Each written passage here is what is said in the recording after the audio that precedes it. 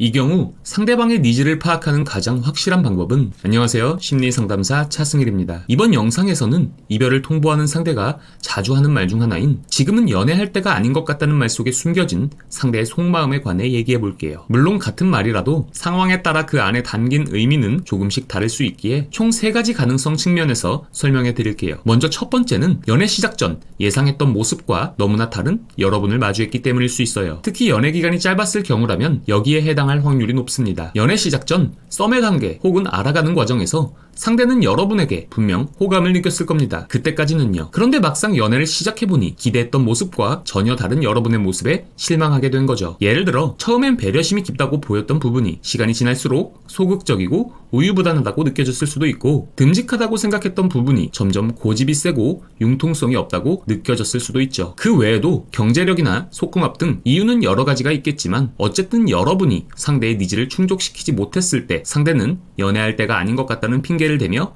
이별을 통보하곤 하죠. 하지만 이건 어디까지나 상대의 주관적 기대에서 오는 실망일 뿐 여러분의 잘못은 아니기 때문에 자책할 필요는 없습니다. 그럼에도 만약 이런 상황에서 재회를 원한다면 내가 상대의 니즈를 충족시킬 수 있을까, 내가 바뀔 수 있는 부분인가를 먼저 고민해봐야 합니다. 이게 해결이 안 되는 문제라면 재회 시도 자체가 무의미하기 때문이죠. 두 번째는 상대가 여러분에 대한 감정이 식은 상태에서 헤어짐을 결심했지만 이별 통보에 대한 죄책감을 느껴 완곡하게 돌려서 표현하는 경우, 이런 식의 표현을 사용하기도 합니다. 이 경우 어떤 특정한 사건이나 계기가 있다기보다는 상대는 그냥 서서히 마음이 식어가는 상황이 지속됐을 겁니다. 좋은 사람인 건 알겠는데 연애 상대로는 적합하지 않다고 느꼈거나 여러분과의 데이트나 대화가 지루하거나 뭔가 미묘하게 잘 맞지 않는 부분이 있었을 수도 있고요. 그래서 이유 없이 짜증도 내보고 트집도 잡아보지만 좀처럼 이별에 대해 원인 제공을 하지 않거나 객관적으로 합리적인 이별 사유가 떠오르진 않으나 더 이상 만남을 지속하고 싶지 않을 때 이런 식으로 핑계를 대며 이별을 통보하죠. 첫 번째와 마찬가지로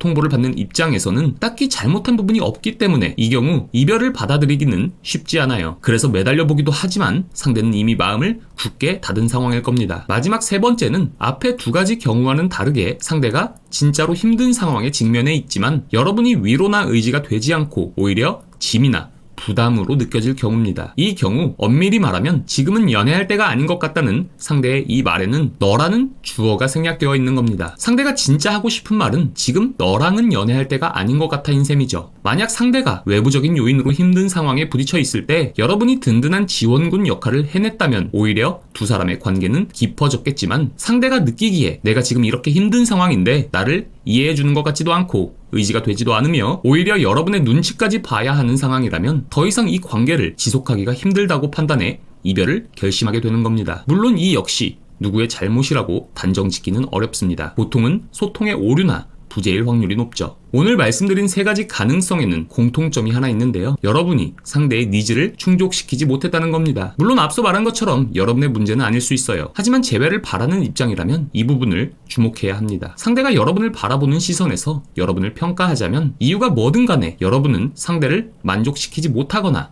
상대와 안 맞는 사람 혹은 연애 대상으로 적합하지 않은 사람이라는 겁니다. 그렇기 때문에 이별 직후에는 아무리 매달려봤자 소용이 없어요. 큰 잘못이 없으니 쉽게 마음이 풀릴 거라고 기대한다면 착각입니다. 이 경우엔 무조건 상대의 시선을 리프레이밍 할 수 있게 나에 대한 변화가 필요해요. 그렇기 때문에 최소한의 시간이 필요하죠. 변화는 하루아침에 일어날 수 없으니까요. 그리고 그 변화는 상대의 니즈에 기반해야 하고요. 이 과정이 없다면 재회도 불가능합니다. 이 경우 상대방의 니즈를 파악하는 가장 확실한 방법은 지난 대화를 곱씹어 보는 겁니다. 그냥 지나쳤던 카톡 하나하나를 살펴보며 상대방이 반복했던 표현이나 대화가 갑자기 줄어든 시점 등을 찾아낸다면 상대방이 어떤 포인트에서 이별을 결심했는지 유추할 수 있을 겁니다. 만약 혼자서 상대의 니즈나 속마음을 파악하기 어렵다면 1대1 상담을 신청해주세요. 상황 분석과 적절한 해결책을 제시해드리겠습니다. 오늘 영상이 도움이 되셨다면 구독과 좋아요 부탁드립니다. 감사합니다.